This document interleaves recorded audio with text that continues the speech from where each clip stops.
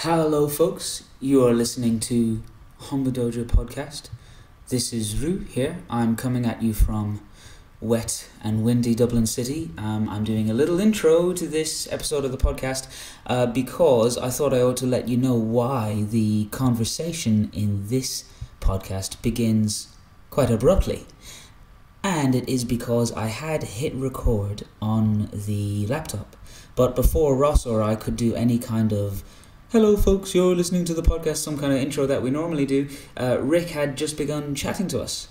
So I will bring you in at a point in the conversation that I thought was pretty interesting, and from there it just flows rather nicely. Also, I'd like to let you know that for the first 3 or 4 minutes of what is presented here, there is kind of a noise problem inside the dojo where we were recording.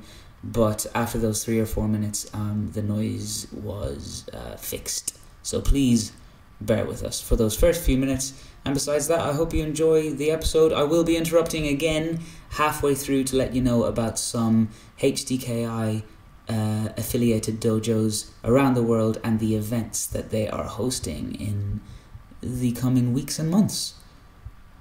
Enjoy. Cheers. Os. Are they on socks? Yeah. My life is falling apart. I'm going to pull up some steps. That implies it was together at one point. Yeah. Interesting. Yeah. So they're really well-rounded martial artists. Yeah.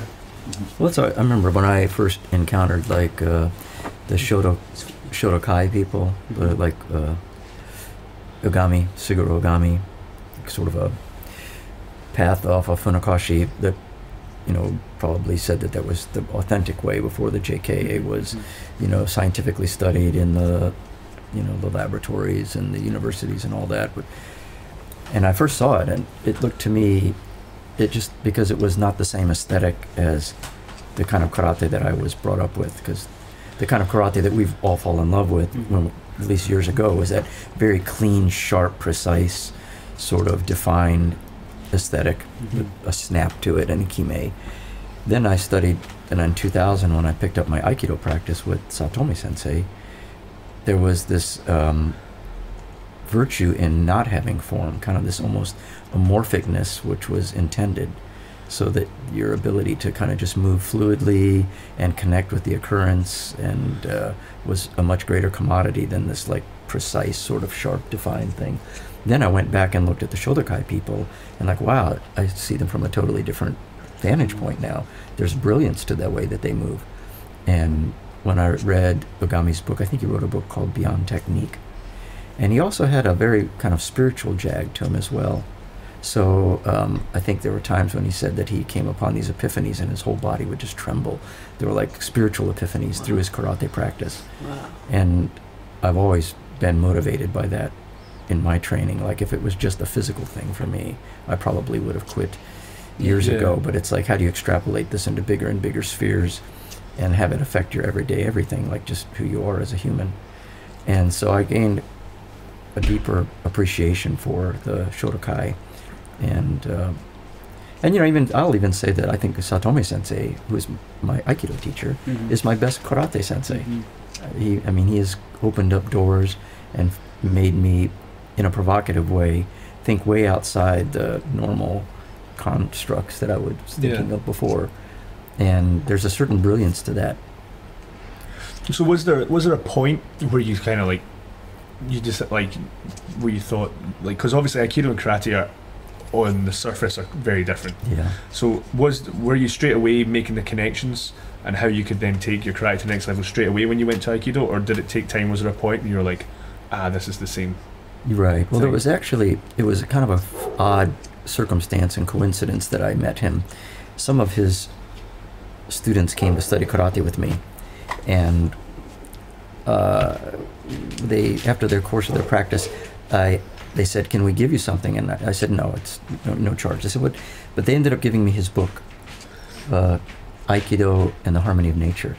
And I read that book, and I just immediately said, I need to meet this guy, because the book was just this muse of his art and his ideas, and it was. I remember reading the preface it was written by, I want to say, an anthropologist, And it just hooked me right away, how he kind of tied the theme of Aiki and how energy moves through things as being like this very, one of the basic tenets that has been back in our humanity, like anthropological belief system, is that the spirit runs through everything. You know, it's sort of the Shinto thing, or the stream of consciousness, the Kanagara no Michi. And I just like felt when I read that, it was like, wow, this is a fundamental truth that keeps resurrecting itself in all different cultures. And this is just one manifestation, is in this art of Aikido. But if it's such a fundamental truth, then it should pertain to anything, including my karate. So I guess right from the get-go, I was trying to make those connections. I'm not seeing the dissimilarities, but the similarities. Yeah. And then I met him, and it was just such an odd occurrence, because it was almost like I met, it's like you walk on a path, and then in a very purposeful way, someone is intended to cross paths with you, and you just don't swim the same after that. And it's like that idea where they say, you know, when the teacher will appear when the teacher needs to appear, you know, that kind of thing. And that's how it was for me, because I had been practicing karate from 70 to, I guess, 2000, so it was like 30 years. And I probably needed something to expand my karate outside of the sphere that I had been looking at it from. And so when I met him, he was just this sort of odd, I shouldn't say odd, very provocative teacher that kind of spoke almost in koan. So he would present things in this way where you really, it was how you assimilated it that gave it value. So, I mean, I don't know how many times he said things like, you know, Rick, to be or not to be, and then he'd just walk away. And then I had to sit and think about that for a year, you know, or he'd point to like his palm and he'd say, Rick, right here. And I'd like, for a year, I'd like look at, but at some point I would be like, oh, I know exactly what he's talking about. You know, like, for example, that was like when you grab somebody, you want to, he says your skin is your original brain. That's what he says. And so when you, and Aiki being such a tactile sort of form of communicating and feeling your opponent, that when you grab them, it's almost like you're plugging in. So when you grab with the palm of your hand, you're not really grabbing with your fingers. You're kind of grabbing with the essence of your center on the palm of your hand, connecting to your partner. And when you get really quiet, you can feel a lot that way. It's like you can feel where they're holding their weight. I mean, that's a big part of Aiki, is that sensitivity of that connecting point. But he didn't say that to me. I had to figure that out. He just pointed to his palm and said, Rick, here. And then so for a year, I went off thinking about those things. And so it's always been like that.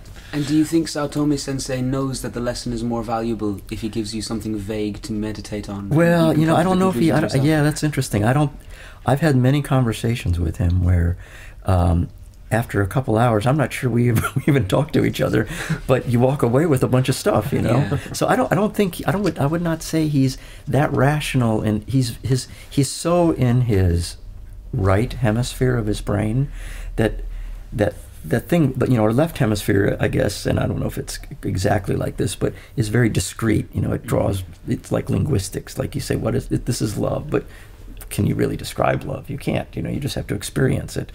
So I think he's so much in that hemisphere of his brain that I don't know if he kind of goes back and says, you know, I did this for such and such a reason. He just throws it out there because that's what he's feeling at the moment. Okay. And then what you do with it is what probably gives it the most value, which I think is, that in itself is a great testament.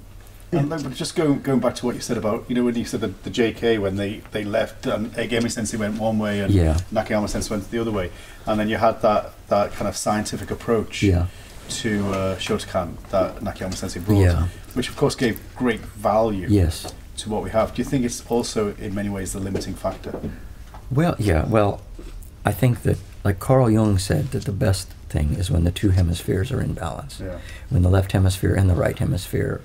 And I think, you know, maybe even some of the ills of the world today revolve around the fact that we have become so entrenched in science and factual things that we start to lose the poetry in the sense of just the connection and the feeling of, like, you know, I go back to saying, like, the everything is everything. But I think that I tend to live more in that space. I'm probably not quite where Saotome Sensei is, but I've gotten, and then oddly, when you're in that neck of the woods, funny things happen. Like he one time, I dream about him all the time, and I think I might have told this once before at maybe a seminar, but I think about him sometimes during the day, and in fact, we spent the day together just a few days back, but I don't really think about him like as soon as I wake up, but I dream about him, oddly, almost all the time. Like he's in my dreams constantly. And I'm also doing martial arts, karate, constantly in my dreams, and way more than, I mean, it's bizarre. Wow. It's kind of a strange phenomenon. It makes me kind of wonder where that all comes from. But anyway, in the dream one time, he said to me, Rick, he said, earth, man, heaven. And I remember, I woke up and I remembered it because it had just happened in my dream. And I was like, well, that actually, I mean, it's not like some stuff in a dream where it's really bizarre, like Rick, earth, man, chicken soup or something. It was like it could mean something. Yeah. So I remember writing it down on my nightstand there. And then I saw him a few months later, and we were at lunch. And I said, Sensei, sometimes I dream about you. And he's like, yes. Like he just knew, you know. And I said, okay. And I said, the other night you said to me, earth, man, heaven. And he said, this is correct. And so I slid a sheet of paper over, and he just went right into earth, man, heaven. It was about a 20-minute lecture that was just, I mean, it was a thing. Wow. And I remember his first comment was, he said, you know, man is vertical as opposed to many animals that are horizontal, like a dog or a cat or whatever. He talked about man's spine, and it's the shape of the spine, because he talks a lot about not having straight lines, which has probably had an effect also on my Shotokan, because Shotokan karate is very linear. And there was a thing maybe about 20 years ago when I met him that I tried to soften up all the edges of my karate and put much more spirals and curves into it. And so his thing was that the spine is not like a pogo stick. It has a shape that flexes according to the gravity, the forces that's put upon it. Yeah. He said, shock absorbers, Rick. And I was like, hi, Sensei? He said, the cartilage between your joints and your facets and all that is like the cushions that kind of help maintain your verticality. Then, and he's a pretty good artist, he drew an outline of a man, and then he drew sort of the acupuncture, what we would think of as the acupuncture meridians in charts, you know, that kind of thing, like the energy channels of the body. And he showed arrows kind of coming from low to high. And then his final drawing, which I thought was rather remarkable, was he had a guy on the edge of a cliff kind of standing in the yamagame from Hangetsu. Mm. And now he doesn't do karate, but that was the sort of exalted kamae that this picture was. And he drew like these arrows coming from the earth, going through this person's structure, sort of along the energy meridians and sort of out the crown chakra. And he said, this is a feeling you want to always have when you're moving, when you're doing anything. You want to feel that connection, like you're grounded through the soles of your feet with the energy of the earth, but you're connected to the infinite through this sort of alignment. And so he goes way, way down beneath the layers of technique, and he tries to get to these almost like feelings and these sentiments and these sort of almost obtuse ideas that all of his martial arts then is constructed upon. And I appreciate that, because I think that is, you know, when I was young and came to the martial arts, it wasn't just a physical thing. There was, you know, much deeper lessons to be learned.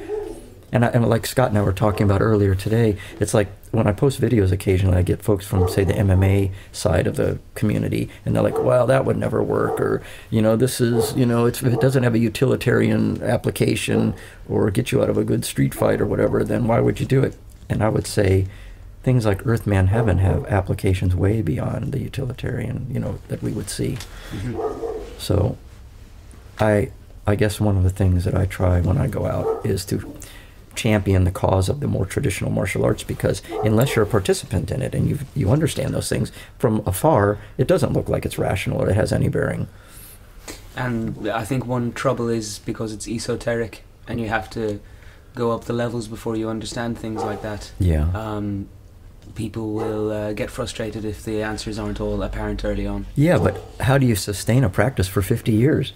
I mean, you got to be always looking for the thing that's around the next corner. So I love the fact that you never quite can pin it down. That's the magic of it. Mm. You know, I mean, if I learned all the self-defense techniques and I could perform them, then I'd probably get bored and move on to something else. But it's, I guess for me, always taking what you learn in the dojo and extrapolating that out into a bigger and bigger sphere of your existence. that's the ambition. That's sort of the seeker's journey. I would like to bring that back to karate. I think not just karate could use it, but I think the world in general could get back to that sense of connection of all things. Is that like that needs to start in the dojo though, yeah? And it's a difficult thing to put across because, like you say, so many people do martial arts for a host of different reasons. Yeah. And the sort of that lovely sentiment that you just gave there behind Satomi Sensei's teaching what's become your karate, your aikido, it's very difficult to convey that to other people, yeah? Yeah, well, I think in that I totally would agree with that, Ross. I think it's all in the realm of provocation because I don't think Satomi Sensei's intention is to give me Satomi Sensei's experience. Yeah. His intention is to ignite my experience, and I think you don't do that kind of verbatim. You give it in these sort of ways where the person has to interpret what you're saying and make it their own, and in the making it their ownness, it is unique to them. So I think that's the real beauty of the experience is that everybody has their own journey, and we honor that and celebrate that. I mean, it's partly why we have the Sunday morning Keiko thing. For me, what I say is a community. It's an organization that's not an organization. It espouses to that as opposed to necessarily having a particular syllabus. It's about sort of resurrecting that quality in everybody and then honoring it and sharing it as a metaphor for how you'd like the world to be. Because I'd be pretty bored if the world was like me. You wouldn't want everyone to be the same, right? I mean, you want the uniqueness. So, yeah. So when you're over here, you're teaching a seminar tomorrow, you're going to try and give a piece of that experience to everyone tomorrow. What are the challenges then when you have a group, that you've maybe never taught before, or a group that you've taught quite a few times, like you've been here quite a few times now? What are the challenges in trying to convey that within a context that is very physical and not mental, because people are on a seminar to physically exercise, train? Is there do you find it frustrating sometimes that you have to be confined to that sort of box of karate? Okay. Well, I would say the very first thing when I go anywhere, I think to myself, how can I be the most productive? And I look back at maybe the arc of my practice and say there has been certain epiphanies along the way, certain realizations that I came across that were more profound than others, and so what I try to do is distill that down and share those things as maybe shortcuts for folks to kind of grab a hold of something and take it and run with it. So that's sort of where I'm coming from. But I would also say that the technique is not disjointed from the Aiki. The way it was told to me, Aiki technique really manifested from the philosophy. There was the philosophy first, and that the technique sort of was an outgrowth of that. So that it's unlike if you read a book and something makes sense, you sort of understand it. But that's really not an experiential thing. You don't own it. I mean, if you say, "Oh, that's a lovely thought," but when you actually to realize something it's in the marrow of you because you've actually lived it. So the technique was designed to do that. How do you deal with conflict in this approach to the world experientially by learning it through movement? And once I understand it through movement, then it's steeped in who I am. It's because I've been there. I've experienced it. So that's the difference between, say, understanding something and realizing it. So I would say things that we talk about in the seminars, this idea of posture or relaxation or kind of moving with intention. They manifest in physical movement, but they're actually deep, more spiritual processes or principles. Yeah. So it's kind of you can't really put the cart before the horse, Yeah. Yeah. It's kind of like the form and function kind of dichotomy, because people always talk about form and function. Yeah. And so usually when we come and we learn form first, and then it slowly evolves into function. But later I would say you think of the function first and let that dictate the form. So they're really just the same thing, only different sides of the same phenomenon. Yeah. It's just how you're approaching it. What do you think? Because I know that you do not really when you teach, delve into the more spiritual living your life aspect of martial arts, you very much are ingrained in body mechanics, how to get the most function out of your body when training. I don't think you really delve into the mindset behind everything as much. No, but I think like my karate has changed, and like I know for a fact that Rick Sensei's karate has changed over the 5 decades of training, right? And certainly in Rick Sensei, when you were in the 20s and 30s and maybe even 40s, you were very much kind of, you know, hardcore kind of technique and stuff like that, yeah. So, you know, I still have a little bit of time to evolve. And don't get me wrong. I love to train hard. Yeah. And I love that our karate is. I'm trying to make it more and more dynamic as I go. So, I think also that there's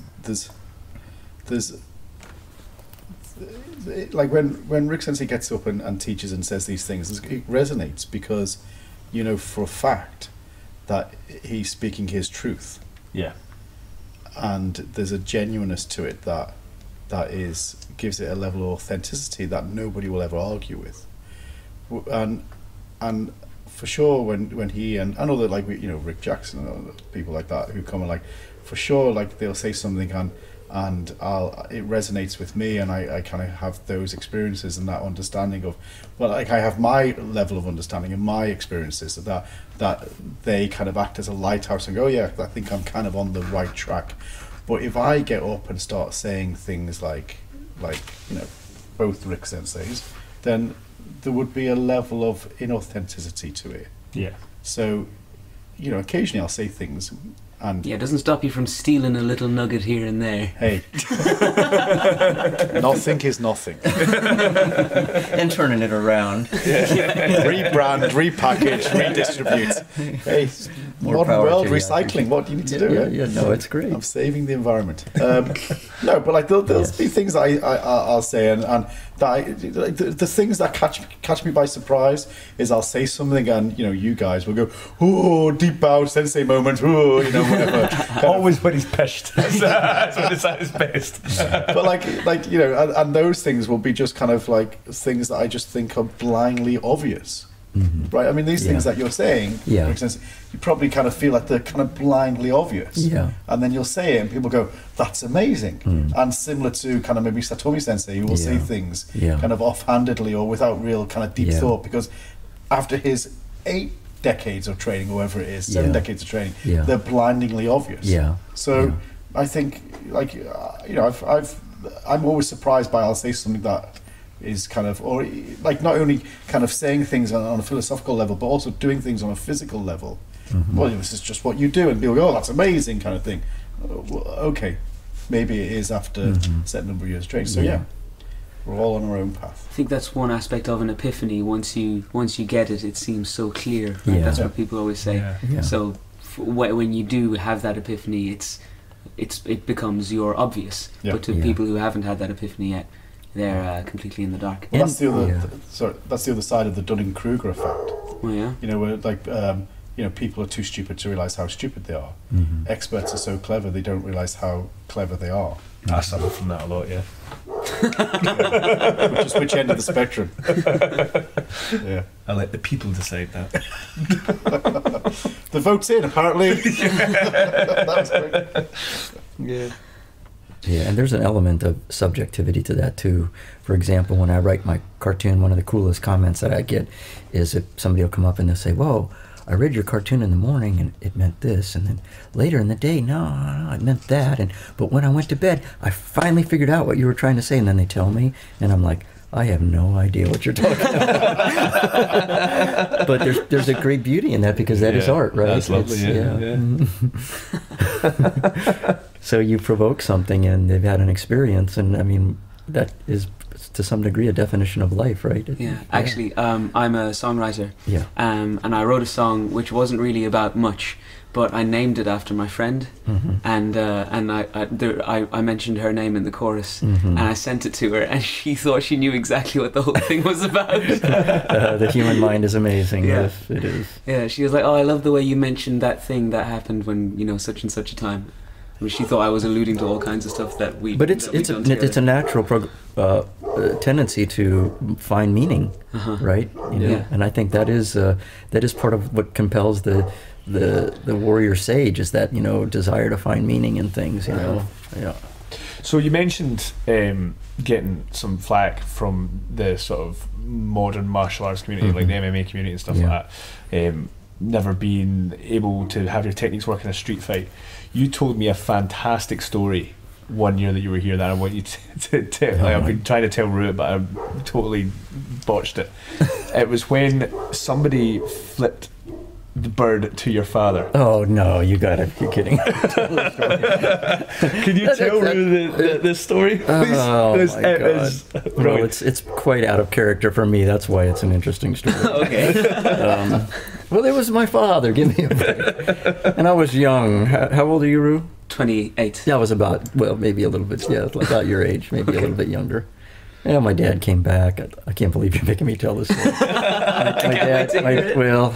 Well, it was really no karate involved. It was just pure intention. But my dad comes back from doing the grocery shopping, and he says, "Wow, young people today just aren't what they used to be." And I'm like, "What's the matter?" "Oh, I was driving between the high school and the junior high to the store, and this young fella just gave me the finger, flipped me off." I'm like, "Who gave you the finger?" "This young kid, he was playing baseball, going to baseball practice, and he just gave me the finger." And my poor dad was like really upset. You know, it's like the world doesn't have class anymore.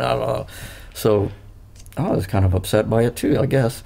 So I got in the car. I said, what was he driving?" "Oh, he had a black pickup truck." So I got in the car.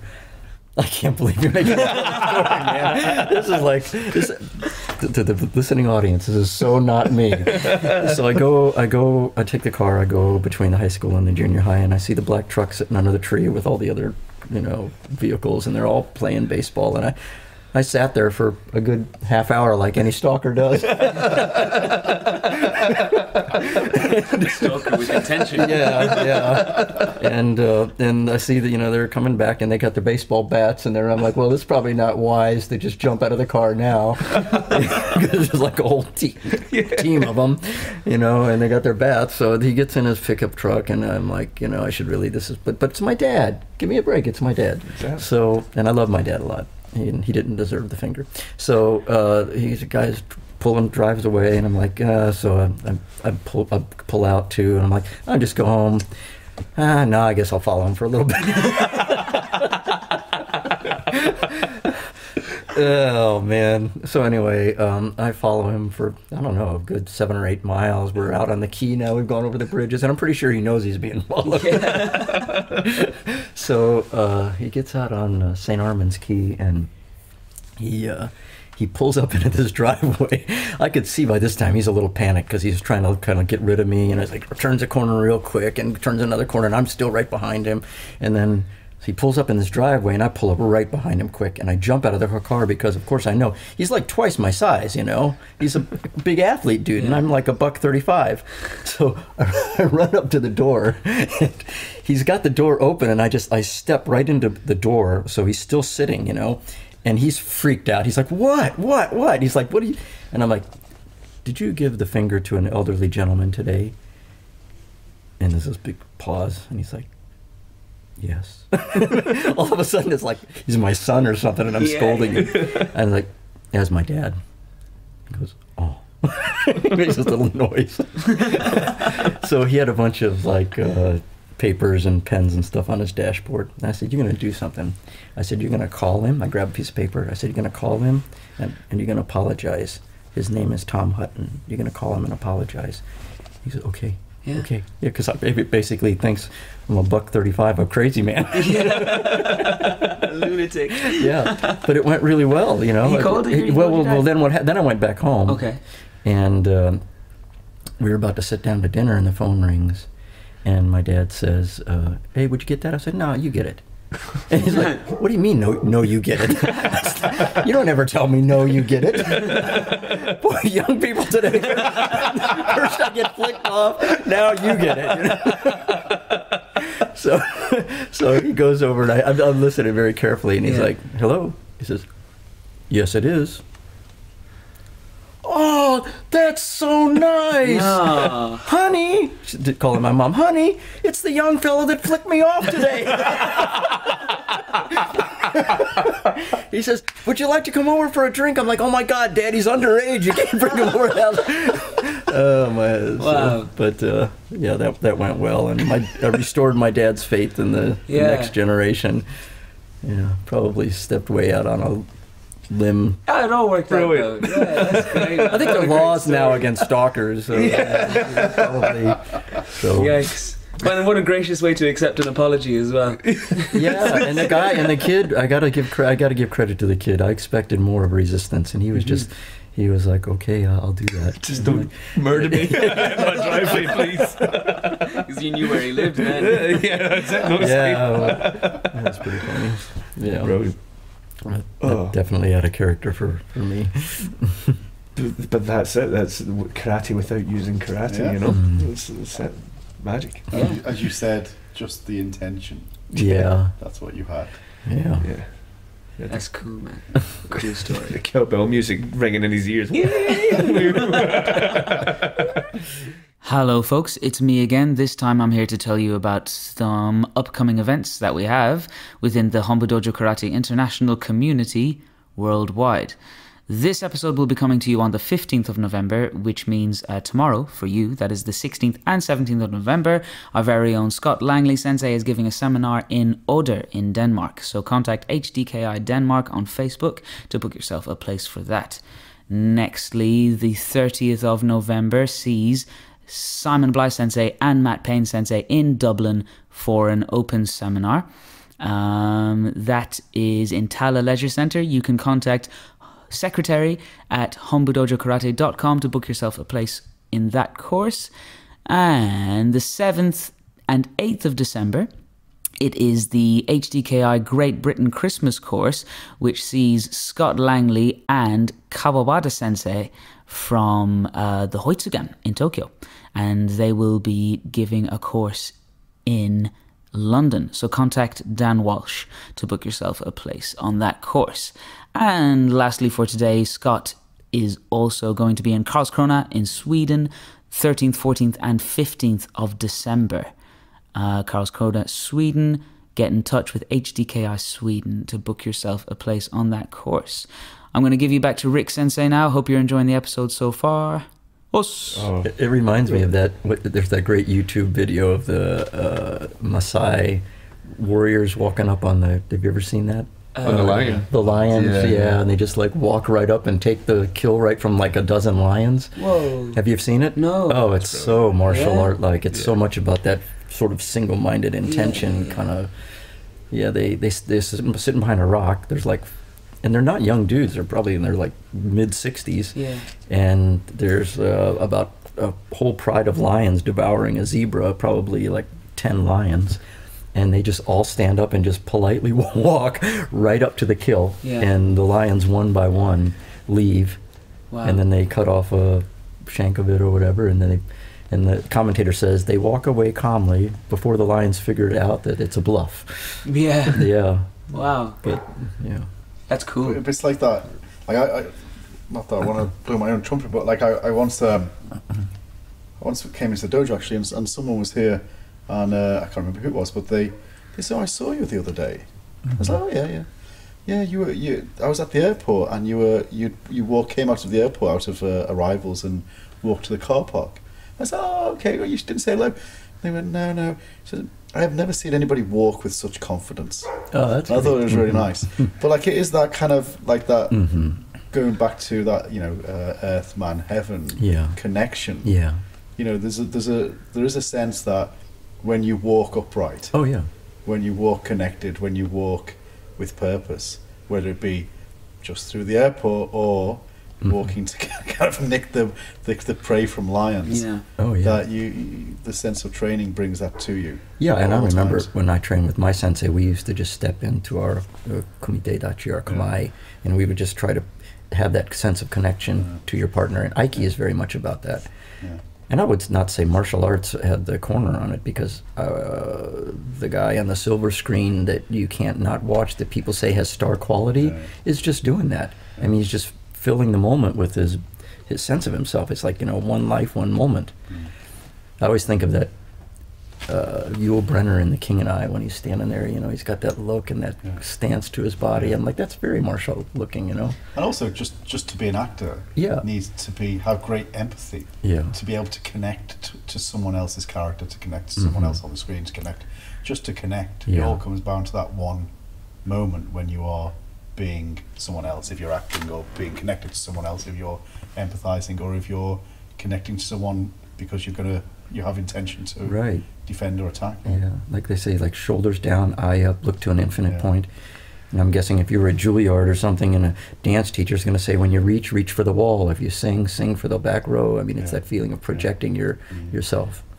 Yeah, definitely. Yeah, as a former performer, And if you think about all the things, I mean, I watched you at the thing of playing, and I'm like, when I was up on the table singing. Yeah, well, first thing you got to do, and you think about that, how that process manifests too, is you have to get past your self-consciousness. Yeah. Like, to be able to stand up and play that guitar or whatever your instrument is and sing, I mean, the first thing you have to do, because your self-consciousness keeps your energy inside, but then as you relax, I remember when I first learned to ice skate, I was basically staring at the ground. It's like you're afraid you're going to fall and break your neck. Yeah. But then as you get more comfortable, your shoulders go down and your stride opens up and your eyes are up, and now you're doing your thing. You know what really helped that night was the 3/4 of a bottle of whiskey I'd already consumed at that point. that probably wouldn't help ice skating.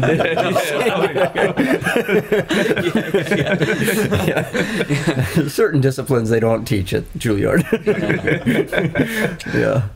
I think it's down to experience too. I think at this stage I don't think there's any crowd I couldn't stand up in front of and do whatever I want to do. Well, it was awesome, and it was lovely. And what was really cool about it was it was so you. It was like you could see that honest, authentic side of your personality, and you did a great job. I'm like, no one could do it like that. I mean, that was you. That's pretty cool. Thanks. Don't cry, man. Don't cry. I would have loved to have been able to pick up an instrument, because music, I think, facilitates that, because it has an emotional line. Yeah. Just like I think karate technique has a line. It has an intentional line that the technique sort of attaches itself to. But I think music in particular has like an emotional line that the notes attach themselves to. Yeah. Definitely. And when a really good performer is really tuned into that, and then the notes are, again, almost like a secondary thing. They're just sort of fulfilling their purpose, Well, I think, what you're saying about music is spot on, but I think it's even more primal when you see it in dance. I think, like, when you're having, say there's music playing, and you're having a really good time, there's an instinctive thing that happens to me, and I see it happening to other people as well, and it's where the term get down comes from. Everybody get down, and it's because people hinge at the waist. It happens to me if I'm being backed by a really good band or something, and I start getting carried away, I end up singing sort of bent over. Oh, is that right? No, and I think like some things that we do when we're dancing come instinctively from like a deep feeling of joy. Yeah. I think it's very primal. Probably there's primal ways to sing too, but you wouldn't necessarily hear them on the radio. And there's primal ways of dancing that you only see in kind of traditional dancing, or and like tribal cultures, that's like a constant. Everyone, people will dance. Yeah. And it is a connection to the everything. I mean, someone one time said, and you use the word joy. They say joy in the heart is like a state of grace. So joy is like a connection. That's pretty fascinating. I think the flip side to it as well is also like the connection. Not only you kind of making connection to something other, but also in a performance sense, whether it be kind of singing, dancing, or even teaching karate. Instantly recognizable by the audience, by the participants, whether it's genuine or not, or if it's orchestrated, and there's a facade there that like whether you're performing, if you're faking it, if you're not, it's not absolutely genuine, absolutely honest. It could be really good, but if it's not honest, it's not good. Or if it could be mediocre, but if it's really honest and leave everything on the floor or on the stage, it's brilliant, right? So it's not, I think, not only connection to something other, also the connection to everybody that is also connected to the other. Yeah, and I would say that's one of the reasons why I very rarely plan a lesson. Just like we've talked about this before, you just step out and you get a little bit of something rolling, maybe if you're teaching karate, you watch people do some basic technique, and then you use that as the stimulus to kind of tap into that thing. And honestly, sometimes I'll watch the video afterwards, and I'm like, it's almost like where did it come from? Watching it for the first time. It's really strange. It's so not manufactured, and it's like you just get tapped into something. Like I heard Ruth Stone is a famous poet, and she said that she could. This is what I heard the story. She could feel a poem rumbling across the landscape. Nice. And she would run back to the house to try to get a pencil to write it, and if she got there too late, she felt that the poem went off to find another poet. So it's like, and some cases, they said on some occasions she would like catch it just as it was about to leave, and on those rare occasions she would write the poem from the back to the front. Really? Yeah. So the creativity, it's like a funny dance you do with something. It's like you tap into something, and even when I was writing the cartoon daily, Scott and I were talking about this earlier too. It's like you cannot force that. It's more a way of just putting your mind in a certain mental space that you're available. That's the trick. That's the only way that it would happen. Like otherwise, it just you got writer's block. It was just so precarious like that. And there were some qualities that I found worked. Like one was you couldn't do it necessarily for some strange ulterior motive. Like I never wrote necessarily for the audience. I just kind of wrote what you were feeling at the time. Yeah. It had if it was adulterated by something, it just kind of ebbed and it just went away. It just had to there was a purity to that kind of connection and finding that space. And I would also say a little bit of enthusiasm. Like if you were depressed or apathetic, it was very difficult to create that. But if you were kind of on the hunt, a little bit of that hunger, like what the heck's around the next corner, that entheos, that in godliness feeling, that kind of chasing after something, it showed its face. So it's pretty cool. Yeah. Like you definitely to relate it to something, like teaching, you definitely feel those moments. Like you have days where you sort of kind of, you don't want to say phone it in, but you do phone it in a bit if you're, tired, if you're like whatever it is, if you've had a rough couple of weeks or something, you have a class that's phoned in, then one day, like a lightning bolt will just be, and you kind of almost on the spot, like you just all of a sudden your class just develops out of nowhere, and you see it in the students and stuff like that. Sort of creativity starts flowing. And that energy. The word. State of flow. And that's kind of one of those, like that deeper thing, But beyond the mechanics, that's like the real thing that's going on. I remember when I taught math one time. Math is like a really difficult subject to teach, especially like college algebra kids and returning moms that don't want to be there. And one time they were just like so I wrote the word apathy on the board. I wrote apathy really big. I said, "Do you know what it means?" Some girl said, "I don't know and I don't care." I'm like, that's exactly it. Well done. Christ, that's ironic. but a lot of it is setting, whether you're teaching math or doing karate or writing a cartoon or your music, a lot of it is that mental space you want to put yourself in first. Like if you can get in that mental space, then everything else kind of constructs itself around that, So it's kind of interesting. Do you think it takes practice to be able to, or experience to be able to get into that space? Or that's a loaded question. Obviously, I expect you to say yes. But what I mean is, how has it changed for you over time? Well, I'll tell you, when I was young and I read those things like Mizu no Kokoro and Suki no Kokoro, like a mind like water and a mind like the moon, those sort of things, they sounded like these romantic ideas, and they were kind of cool, and it was kind of a mystery. But you recognize that later that is what all your martial art is that perception. So I told me another real quick story one time along this neck of the woods. one time I was in Satomi Sensei's dojo in DC, and he had a calligraphy up that had, it had like a hand, a fist, and what looked like a peace sign. Oh yeah. And they were each in a shape. One was a square and a circle and a triangle. And I said, after we were sitting there after training late, I said, "Sensei, I like the new calligraphy. Can you tell me what it means?" And the hand mudras, and he said, "Yeah." And he went to do the, rock paper scissors thing, and a bunch of people laughed, and I just kept looking at him, and he was looking at me, and he said, "Not funny, not childhood game, highest level of skill, intuition." I thought that was really cool. It's like, it's like getting yourself in that mind space where you just feel what's happening. You're like really, really tuned into what is happening is the substrate of all your stuff. That's the whole ambition, is to connect with that moment. That's why I think like Ichi, like one life, one moment, Ichigo Ichi is for me the essence. I've always been on the hunt for what is the essence of my martial art. I approach it from technique and try to articulate with precision those things, and then that kind of leads to principle, posture, and moving from your center and those things. But you're still not quite at the core of the thing. Like what is that leading to? Like how do I keep going deeper? And I really think it's just connecting with the one thing you really have. It's the only thing you ever had. It's like the moment, And I would say that is self-defense, because you really don't want to get to the end of your life and not have lived every moment of your life. Bush. Well,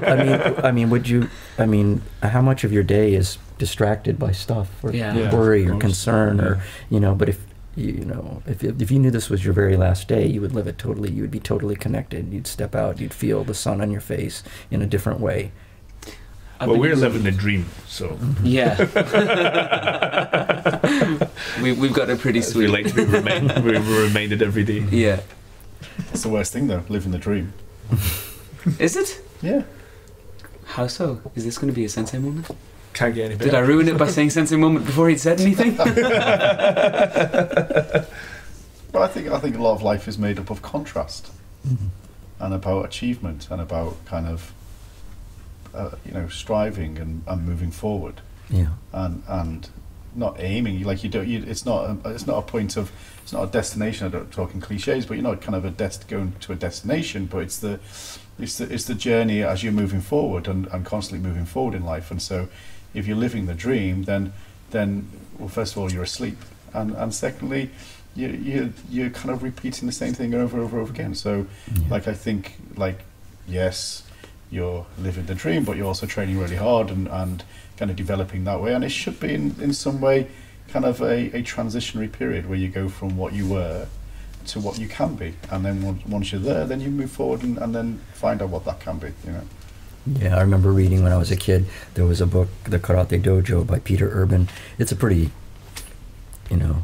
early karate book in the karate world, and had all sorts of interesting information. But one of the lovely images was a picture of a guy kind of looking off into the distance, and it was drawn sort of like over his shoulder, kind of looking at him, looking off in the distance.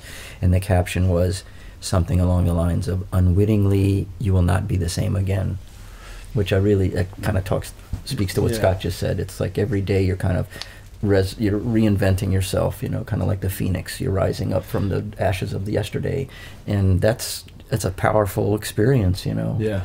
Yeah. Do you think conflict has a lot to play in that? Like, we were talking, you were joking about you're going to have to do something awful to Darren because you're trying to give her her best life. But she doesn't have that thing to. I think Rick did that today. He told her that Father Christmas doesn't exist. I didn't say it quite like that. I said, was she? Yeah, I felt so bad. He said, "So do you still believe in Father Christmas?" Well, she's an intelligent girl. What's she going to extrapolate from that?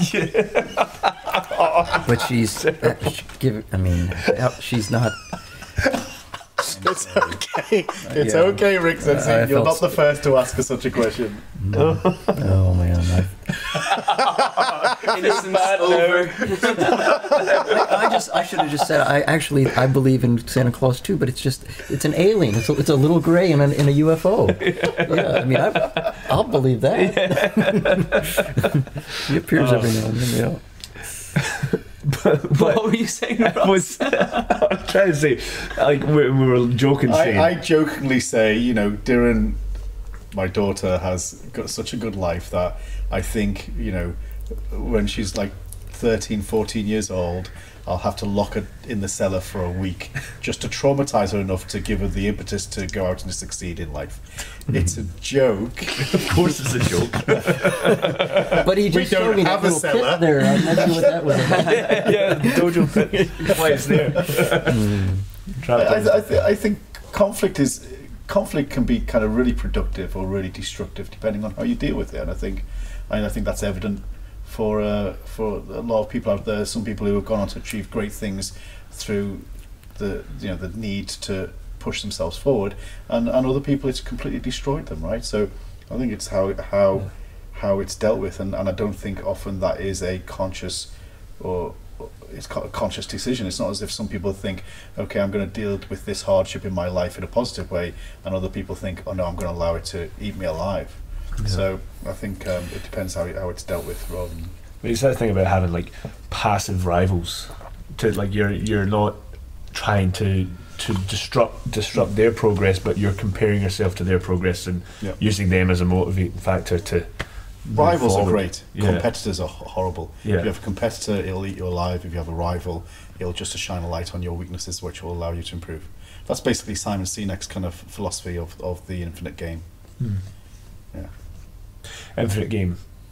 You've talked about that once before. I don't think on the podcast. Though. Do you want to just? It was on the podcast. It was on the podcast. Mm-hmm. It was on episode 2. Never mind then. Check out episode 2, folks. Yeah, to hear more about the infinite game and how it relates to karate organizations. Yeah. And how we're the best one. Followed by loads of laughter. Yeah. Unfortunately, we have to go to dinner. Tommy Sensei is cooking up a storm for us as we speak. Rick Sensei needs some food. I need some food. I need some food. I want to say thank you very, very much after a long flight, giving us your time. We really appreciate it. That's awesome. Thank you so much. Yeah, thanks so much for joining us. It's good seeing you guys all again. Deep bows and usses, folks. Us.